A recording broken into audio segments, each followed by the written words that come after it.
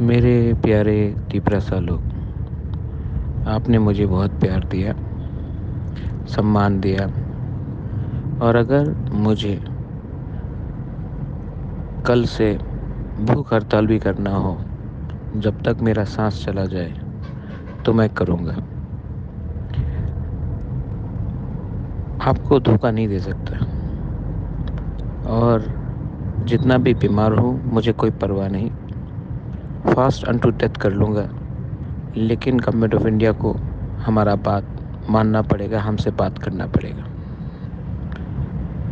मैं वेट कर रहा हूँ, और अगर कल तक नहीं हुआ तो आपका बुबागरा फास्ट अनटू डेथ कर लेगा, लेकिन अपने तिपरासा को कुछ देगा।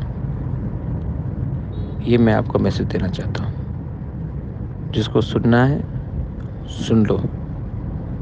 मैं आप लोगों को बहुत प्यार करता हूँ, और मेरे ऊपर बहुत प्रेशर है, लेकिन आपको कुछ देना है। मैं रेडी हूँ मरने के लिए, आपके लिए, लेकिन आपको कुछ मिलना पड़ेगा। हम भाई।